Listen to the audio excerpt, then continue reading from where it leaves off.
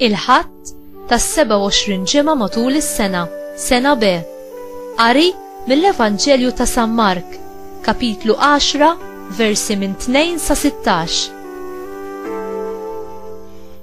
F'dak iż-żmien, xi wħud mill-Fariżej resqu lejn Ġesu u biex iġarbuh staqsewh jekk raġel jistax jitlaq lil martu.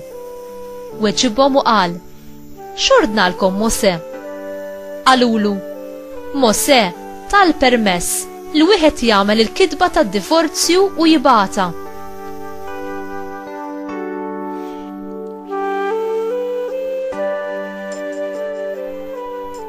Imbagħad weġibhom Ġesu: "Minħabba l-ebbusija ta' qalbkom kitbilkom dan l-ordni?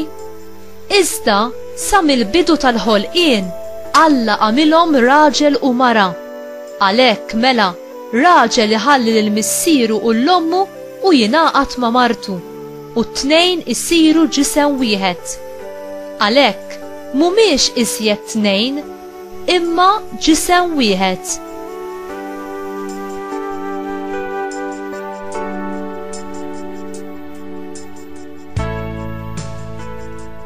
Mela dak li għaqqat Alla m'għandux jifirdu l-bniedem.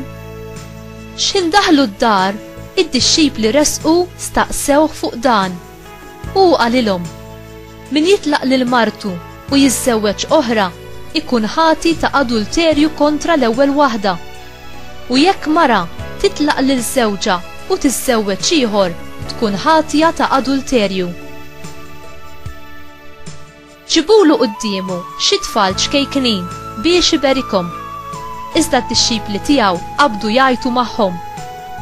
Ġesu meta ra hekk inkorla u qalilhom: "Ħalluhom it-tfal żgħar jiġu għandi, iżommuhomx, għax ta' minu bħalhom hija s-saltna ta' Alla. Tassew ngħidilkom li min is-saltna ta' Alla ma jilqaħiex bħal tifel ċkejken ma jidħolx fiha." Imbagħad ħaddanhom miegħu u qiegħed idejh fuqhom u berikhom.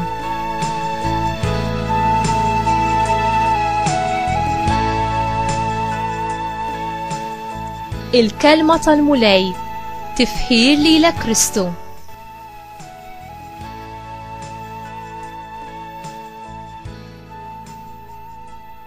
X'inhi l-intenzjoni ta' Alla għall-istat tal-ħajja tagħna, kemm jekk miż-żewġin kif ukoll jekk mhux miż-żewġin.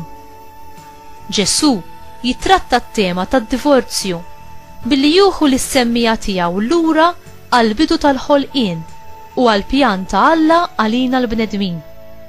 Fil-ktieb tal-Ġenesi kapitlu 2 versi minn 23 sa 24 naraw l-intenzjoni u l-idejal ta' Alla li żewġ persuni li jiżżewġu għandhom isiru tant maqudin bejniethom b'rabta li ma tinħalx li jsiru ġisem wieħed. Dan l-idejal insibuh f'Adam u Eva. Huma ġew maħluqa għal xulxin u għal ħadd aktar.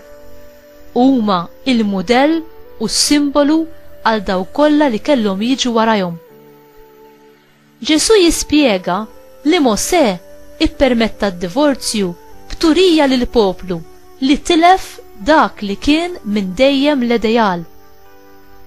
Ġesu jolli l-fuq l-idejal ta' stat ta' żwieġ quddiem dawk li huma lesti li jilqgħu u jaċċettaw il-kmandamenti tiegħu. Bl-istess mod, Ġesu jpoġġi idejal għoli għal dawk li b'mod liberu jirrinunzjaw għall-istat ta' żwieġ għas-saltna tas-sema.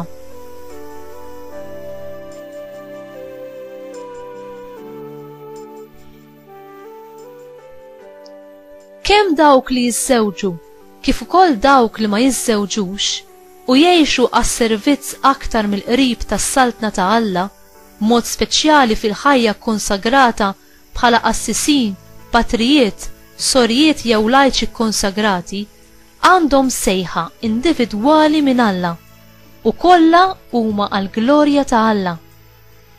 Il-ħajja tagħna fir-realtà mhijiex tagħna imma ta' Alla. U jagħti il-grazzja u l-qawwa lil dawk li jfittxu li jimxu fit-triq tal-qdusija tiegħu fl-istat tal-ħajja tagħhom. Tfittex għajnuna mingħand il-bnedmin ta' Alla biex taraf aħjar x'sejħa għandu għalik, jew jekk diġà qed tgħix din is-sejħa, tfittex għajnuna biex tgħixha bl-aħjar mod u bil-qdusija li jrid jara fik Alla. Issom lil xi saċerdot bħala direttur spiritwali tiegħek biex miegħu tiskopri dejjem iżjed kif tgħix il-pjan ta' mħabba li Alla fassal għalik.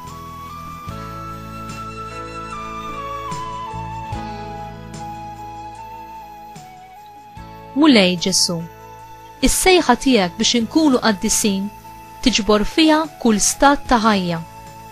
Qaddes il-ħajjiet tagħna bħala miż-żewġin jew mhux, ħalli aħna inkunu nistgħu ngħixu bħala irġiel u nisa li huma ikkonsagrati lilek.